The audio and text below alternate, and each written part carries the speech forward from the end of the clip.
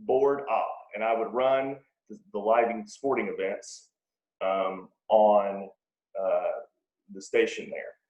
So stuck with it. Now, this is what I was talking about, persistence. A lot of people that would do that weekend sporting thing, you wouldn't get to be on the radio.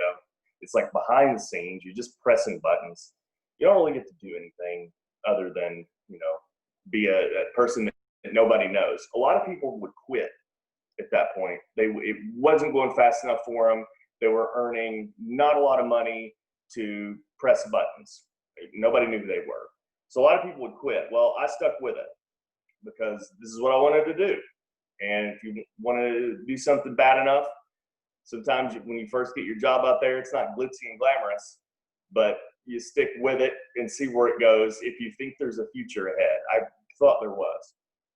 So I did that for about a year and a half, making not a lot of money, but my persistence paid off. The company saw that I really wanted to do it. I was interested. So they offered me a full-time position to work at a station in Newport, Tennessee. Our company bought the radio, that station, WNPC. Our company bought that station, and then I was hired on to basically go down there and train those people whom the radio station we just bought, and they're all fearing that they're going to be fired. They sent me down there and openly referred to me as a spy. I'm down there to see what they're doing wrong. So that's an interesting work dynamic when your coworkers think you're basically just coming down there to evaluate and fire them. But actually wasn't completely what I was there for, but I understand how they felt that way. So trained those folks for a while. Eventually, job opening came up at WXBQ, and I was able to apply for that job. Once again, being persistent, bothering the boss there every day. Hey, did you fill that job yet? Have you taken care of that yet? I'm still interested. I'm down here in Newport.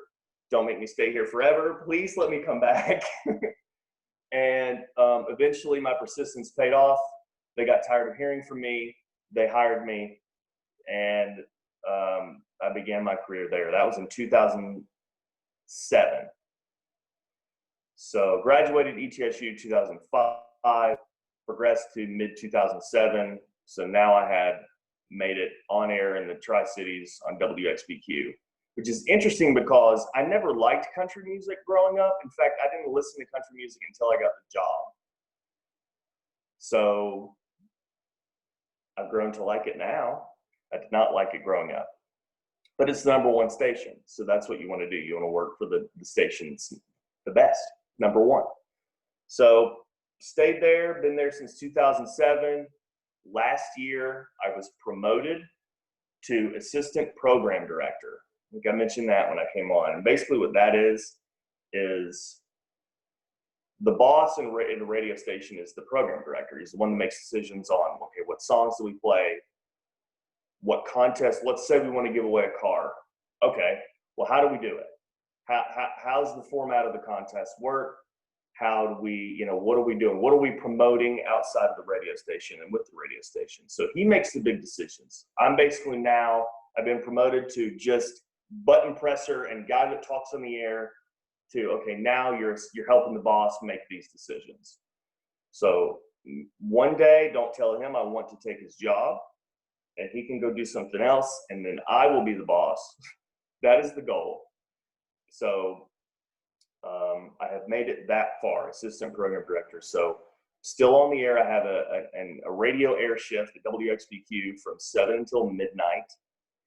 And then I also come in during the day before 7. So kind of a weird work schedule.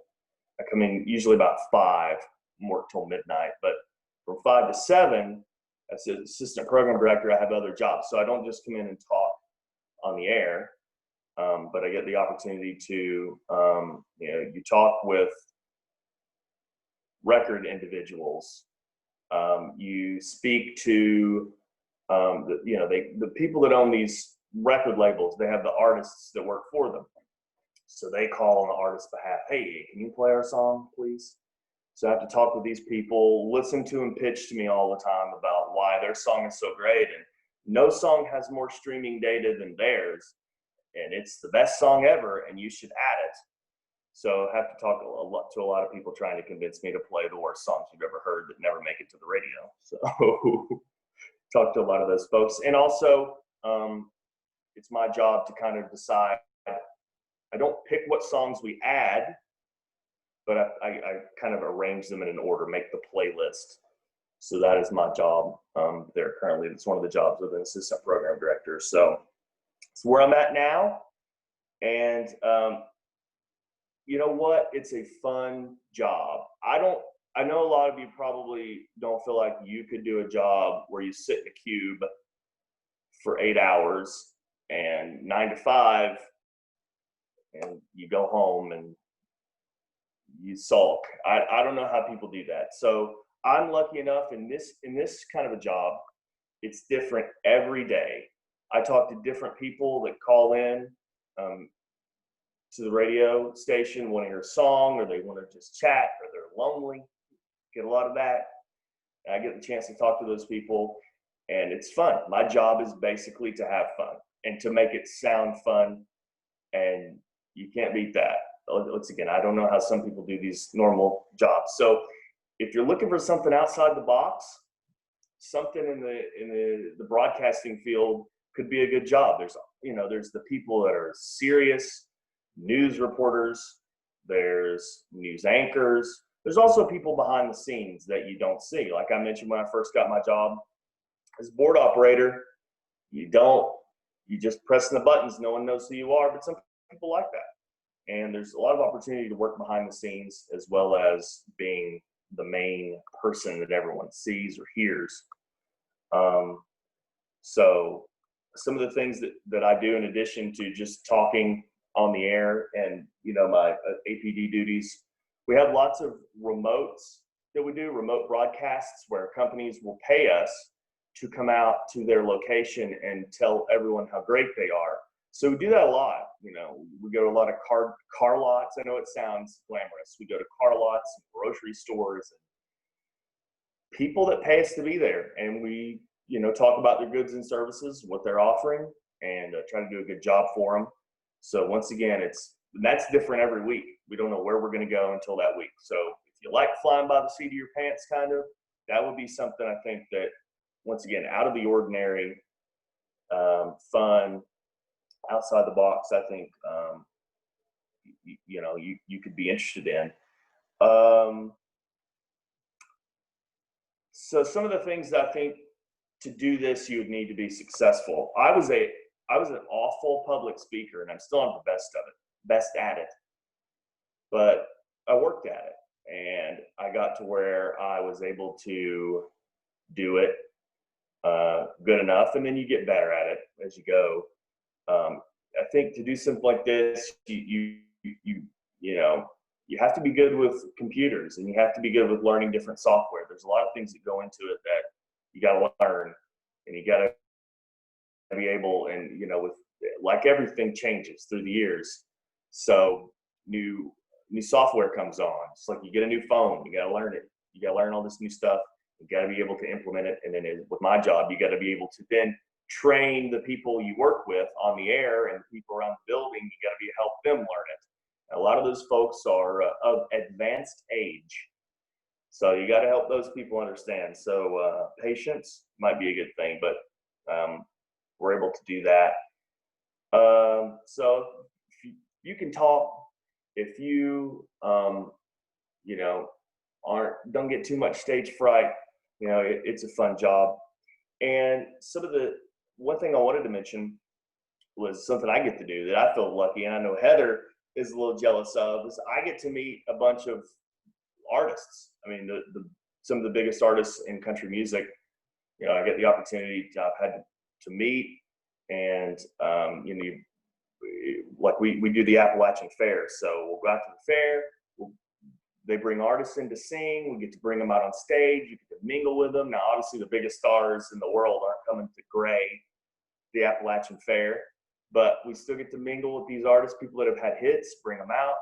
And then this past January, I was able to go to the country radio seminar, which is, all the people in the industry that, want to go can go and have the opportunity to meet and see a bunch of concerts and meet, Lady Antebellum, Garth Brooks, Reba was there. You get to mingle with these people. So, something I would never get to do, I don't think any other way without spending a lot of money on tickets. You get the chance to meet these folks, and it blows your mind when you're standing next to these people that you've heard all your life on the radio, and you play their songs, and then you're just hanging with them. I mean, that's something you have. Yes, I've gotten you many tickets. Well, I've gotten you some tickets, that's for sure, to the fair, Heather. But yeah, we get to do all kinds of stuff. It's something out of the box. So it's something that, once again, I really enjoy. And let's see. Something I wanted to mention, I mentioned that there's different things related to my profession that you could do. So let's say you're interested in a communications degree. Well, there's all kinds of different things. There's people that, work in the journalism industry. There's people that, like I did the broadcasting side of it. There's folks that do, I mentioned on-air live television, on-air sports. So people that are filming, like a basketball game, a regional, national basketball game. There's people that have to film that. There's people that have to be behind the scenes, controlling the audio. There's people that are selecting which camera is on. So there's a lot of behind the scenes technical things that you can do with a degree like that. And I got some notes that I made. Heather helped me get some with a little guideline. Some things I would do differently if I were starting out today was one of the bullet points. If I was just starting out in the industry now, I'll be honest, it's increasing harder to find a job in this industry because, with the advent, especially radio, the radio side, a lot of the streaming and the video sites, YouTube and all this, people want to hear a song, they don't have to wait anymore. They can just load it on my phone or whatever. So it's a little harder to find a job, but there are still places like where I work for in Bristol that are still hiring people, still paying people. And if I had to, boy, you just have to work hard. I mean, you have to really show your dedication and you have to be persistent. And that's what I wanted to kind of end with is you have to be persistent.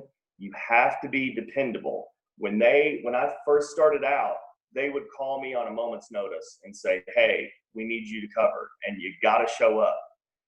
And if you do, they see that. And I got rewarded for being persistent and being dependable. And I missed out on a lot of fun I probably could have had, but I had to be there when they wanted me there. And it ended up paying off for me. It definitely wasn't a typical college experience. And then but you know what? I made it. I got to where I wanted to be. One last thing I want to mention, I wrote that down for a reason. A lot of these folks, Heather, are getting ready to go to college, right? Okay. Being in college and being a broadcasting communications major is not your typical experience. I remember I had roommates I had 3 roommates who had an apartment. And I was the broadcasting major. And I had a history major roommate, a guy that did biology, and then there was a third guy who I'm not even sure who went to school. He just went kayaking all the time. I don't know what that guy was doing. Anyway, my 2 roommates that had, what they would consider the harder majors, history, biology, would always be in there in the rooms, typing papers, typing, doing all this work. With what I did, we had to have equipment that we could use to produce our segments. So if we're recording something, we're doing TV news segments, well, we can't do it in our room. So we had to use the equipment that was actually in the building. So I would have to schedule a time to go down and work. Well, they're all the time writing papers and doing all this reading and studying, and I didn't really have a whole lot of homework because I could only use the equipment they had in that building. So they would be so angry with me. I remember one of the guys was like, how do you never have any homework? How are you never doing anything? I'm like, well, I can't sit around and type papers. My job is to go out and say, record a tennis match. Okay. I can't do that in my room. So I just remember that they would be so angry. And so if you don't like doing a lot of papers, obviously you have to do all your core classes. But if you don't want to type a lot, probably broadcasting would be a good major to have. Certainly didn't do as many papers as they did, and they were angry about it. But that's one of the last things I wanted to mention. I meant to mention that earlier. But I'm lucky to be able to do what I do. I enjoy it. I get to talk to all kinds of different people. And I got to talk to all you beautiful people today. And I want to thank Heather for having me here to talk about it. And I just kind of rambled. So I don't even know if I covered anything good. Heather, you tell me if there's anything else, but I'll be happy to let you take back over and I can answer any questions I need to or whatever. No, thank you. I appreciate you coming and talking to us. Does anyone have any questions? If you do, you can type them in the chat. That might be the best way. So any questions at all? I'm sure he has heard all kinds of things working the night shift. So I'm trying to look through some of these people here. I see a couple people that look like they're just playing Call of Duty. They're not even listening, so I'm not sure. If anybody heard? I feel like Ethan might be one of those people. Ethan play Call of Duty? I do, but I've been listening. He just looks like he has the setup, really. He's got it going on.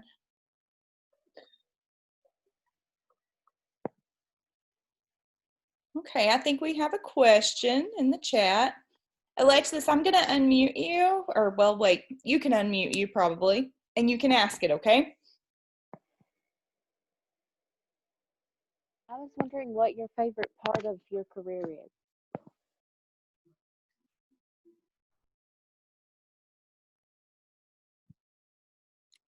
You're on mute, Marcus. Say that again. I couldn't hear the question. I didn't have it turned up loud enough. I'm sorry. What's your favorite part of your career? Gotcha. Well, I think I mentioned it a couple times. It's that it's just outside of the box. I get to do things that, I hear people talk about their 9-to-5s and their jobs all the time and how it's kind of the same thing over and over. Well, I get the chance to, every day I'm talking to new people. I don't have to sit in an office somewhere all day. I get to go out, broadcast sometimes on location. So yeah, it's just I don't have monotony in my job. I get to get out, do different things all the time. I would get so bored if I had to do the same thing every day. And there are some elements that you're going to have to do the same every day. But I mean, at night, I'm talking to different people all the time. A lot of them are half lit. I mean, you talk to crazy people, and it's fun. So it's just the fun factor, and that it's not the same thing every day, I think. Right. The next question, well, Natalie has two. So Natalie's going to ask you two questions. So the first question is for your radio degree or whatever, did you attend ETSU for 4 years, or was it like an associate's degree, and what is like the usual time for someone to get that type of degree? Mute. Unmute. It was a 4-year degree. Yeah, they have a standard through their communications department. They have different focuses and the broadcasting, and most of them, I think, were 4-year degrees. There's probably some 2 certificates or there's something you could get, but mine was a 4-year degree. And then my second question was, as your position as assistant program director, do you deal with the local businesses that want to put their advertisement on your radio station? We have a sales department who deals with that. So there's a lot of radio stations, some of the smaller stations, your little mom and pop stations. Well, the people that are on the air, they got to do everything. They got to, go out and do sales. I don't have to, but it might be possible that you would have to do that if you work for a smaller radio station. But we have a big enough staff where I don't have to deal with the people that want to advertise. And I get a lot of questions. You go out, people want to know, how much does it cost? What are you going to do? And I'll say, here's our sales person. You can talk to them. So I don't deal with that, but it is possible that, a little sales experience might be able to help you out, but I don't personally do it. Okay. Abigail Gibson. I was wondering if you ever had like a time where you questioned like maybe this isn't the right job for me. If you've ever had any times of like doubt. Right. I do have doubt. I feel like this is what I want to do. However, with some of the advances in technology, there's always, for instance, our friends in the newspaper industry. There's not very many of them left because who wants to sit around and wait for the newspaper anymore?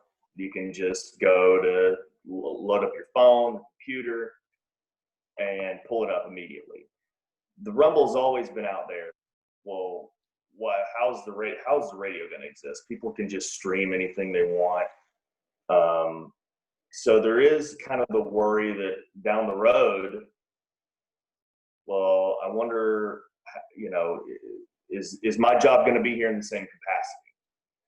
So it's a little, that talk has been going on for a while. So I do worry, you do worry. You don't want to be 45 years old and certainly, out of a job that you worked for 20 years.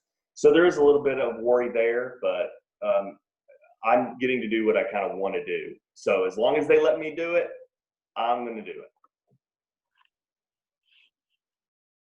All right. Maria.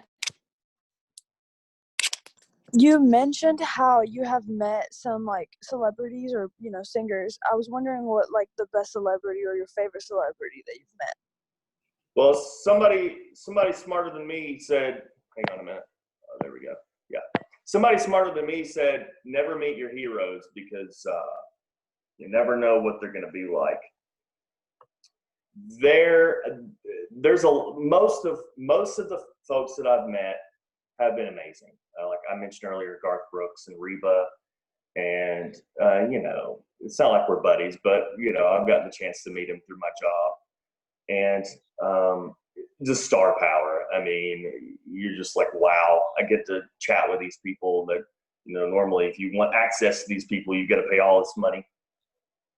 There's a lot of good it comes in that. There's a couple artists that come to mind that I got the chance to meet that you could tell didn't want to be talking to you. But listen, they're busy people.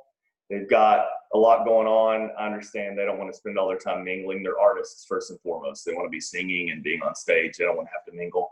So I get that. But I don't know if I have a favorite. Just the ones you meet that are big, superstars all across the world. It's just like, wow, I'm getting to chit chat with these people, and it's pretty cool.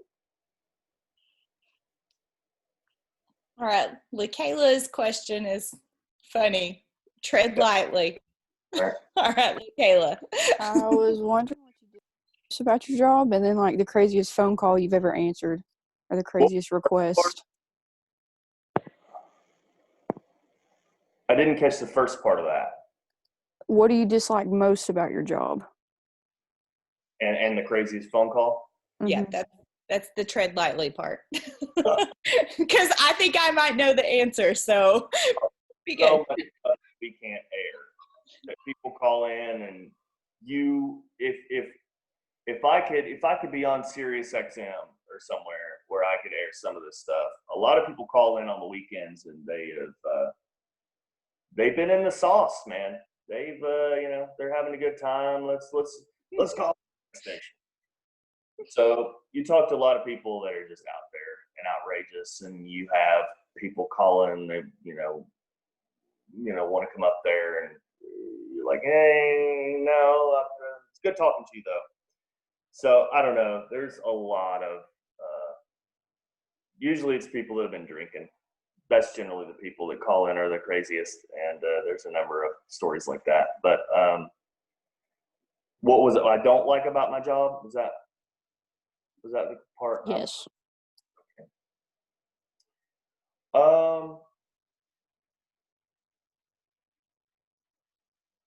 I've got to think. I don't have too many complaints, honestly. I feel really lucky. I really enjoy my job. Everybody I talk to, most people I talk to look at me like I'm crazy. I really enjoy what I have been able to accomplish so far. Obviously, like anything, I would probably say I wish I got paid more, if you want the honest truth. But I feel like everybody wants more money. I recently got promoted to this assistant program director job, so that's a little more money. So I haven't really complained about money lately, but I really don't have very many complaints about it. Maybe another extra zero on my check would be appropriate, but or something I would like, but not really a lot to complain about, no. I think we all would take that. Oh yeah. Okay, I have a question for you. What is your favorite remote site that you do? God. Well, it's not technically.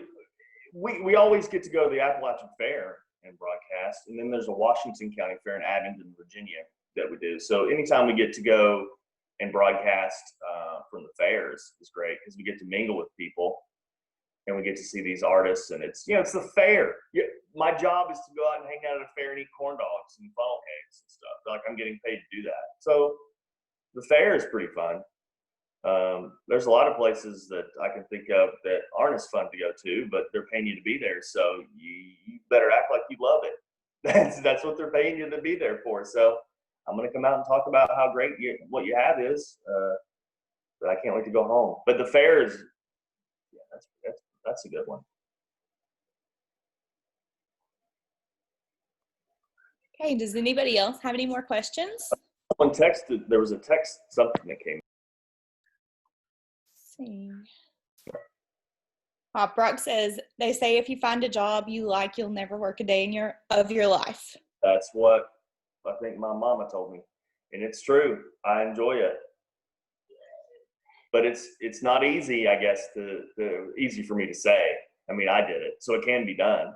But I hear people all the time say, I wish I loved my job. Well, if you got something that you really want to do, you got to go for it. And it paid off for me. I got to do what I wanted to do.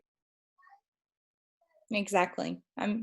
Most of you all know, I don't know, I worked in a job for 12 years, and that's why I changed professions. I needed something that I loved, and I could get up each day and be like, okay, I'm ready to go to work. Not that dread every single day.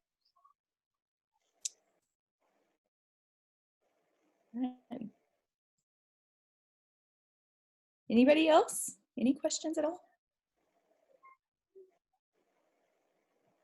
Come on, somebody ask me something good.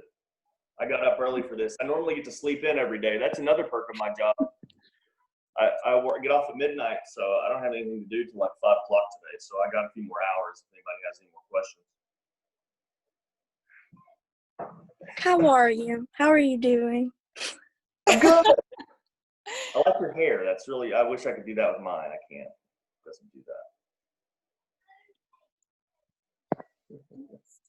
Oh, here we go. Here's some questions. I can't read those. Can you read those off to me? Peyton, take it. I said, if you could work at any station, where would you like to work? Ooh, well, I'm really happy here. Although country music is not my favorite music. I like all kinds of music, but like alternative rock and hip hop and different. So I think about, man, it would be cool if I could do a shift on like a rap station one day, because it would just be it would be the music that I listen to, or one of the rock stations. It would be cool if I could do that for a day. How would that go? The bigger market you go, so if I went and worked in Atlanta or Charlotte, I'm just thinking locally, the bigger ones, they make considerably more money than we do here. And that's to be expected, I guess. You go in any bigger cities, they're going to pay more for about everything. Pay more for a hamburger. But, I mean, yeah, I don't know. I'm really happy here. I'm fortunate enough to have been able to progress here. So I don't necessarily right now feel the need to try to uproot family and go somewhere else. But I don't know. It would be cool to do like a rap station or something like that for a day. I don't know. But right now I'm at the number one station here, so that's where I need to be. All right. The next question comes from Daniel, who is at ETSU, I believe. He may have to correct me, in communications. I also believe. He has told me a few times, but I keep getting it. I say it wrong. So, Daniel, you take the next question. Lord, what have I said wrong? Okay. No. I am at ETSU. It's specifically media and communications. Okay. But my question was, I just wanted to know, like, what kind of programs do you use for, like, your work? Like, do you use Audition or Pro Tools or, like, stuff like that? Yeah, we use Adobe Audition, and used to be the old version was called Cool Edit, but basically Adobe bought them out. And so we use Adobe Audition, and we don't have Pro Tools there, but I have used Pro Tools when I was at ETSU when they first got the equipment. I think when I was there in the 2000, I don't remember when it was, but I have used it, but we don't use it there. But I think something else people can do is there's a lot of folks that use Pro Tools when they make music, or people that are producing music and stuff. So, and they'll use Pro Tools, but we don't have it there. But I think it's safe to say some buildings, some companies may use Pro Tools in the radio industry, but we just don't there.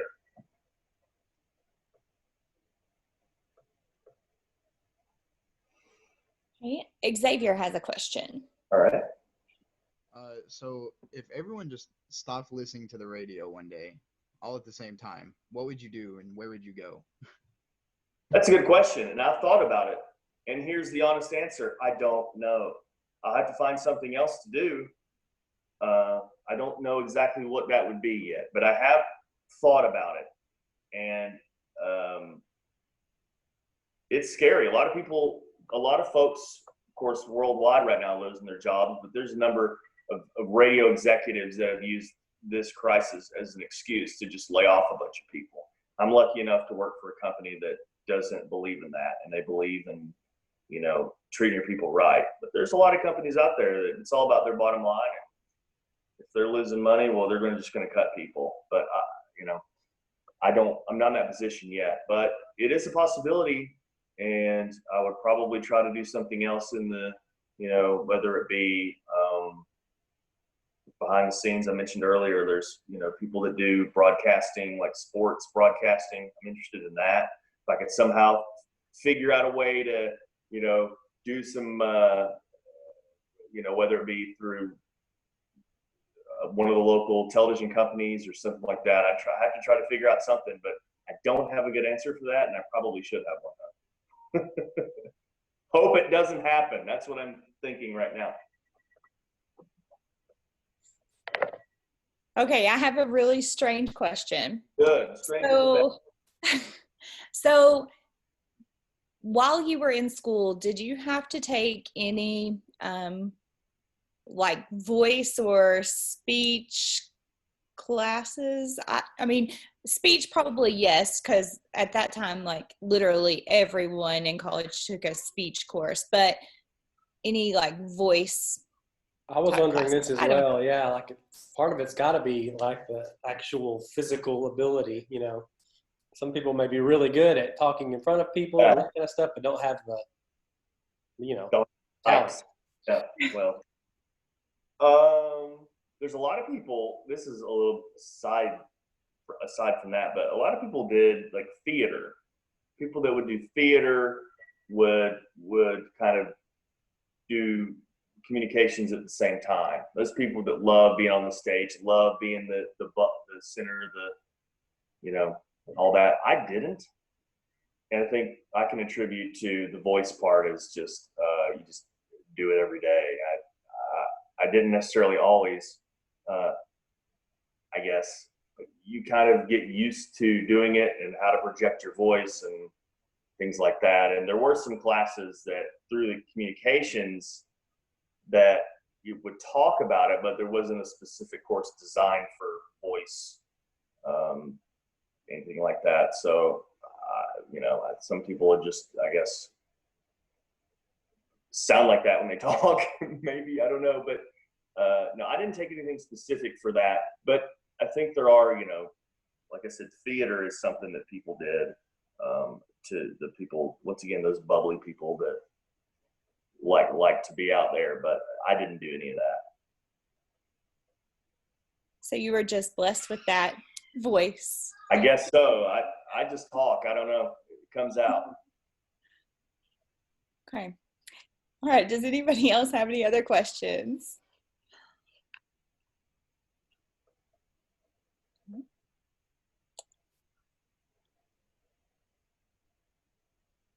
Okay, that question, I have to admit, it stemmed from a private question that somebody else asked me.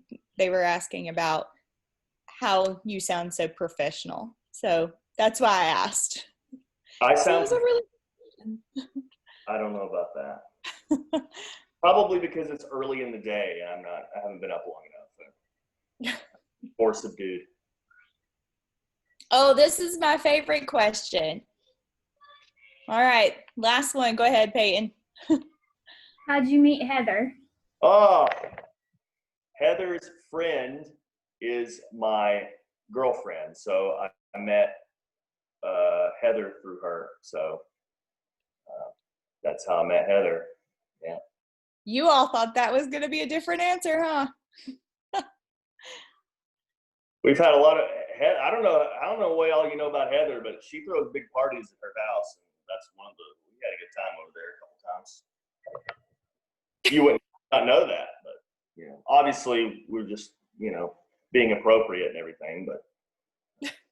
We do a family fun day with slip and slide kickball, just so you all know. That's what he means by that.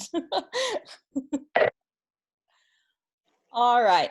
Any other questions?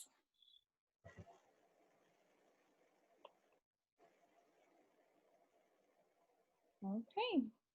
Well, I want to thank you for jumping out of your comfort zone, even though I know you love to talk to people and you are very much a people person. Thank you for letting us put you on camera and talking about your career and your education experience and just your time in general. We appreciate it so much. Well, thank you. I hope I didn't bore everyone to death, but I haven't done this a lot. I did it one other time, but it's a little different when you have to do it via Zoom. But thank you for letting me speak, and hopefully one of y'all can be my coworker one day. We need more broadcasting radio people out there. So good luck, and thanks for having me here.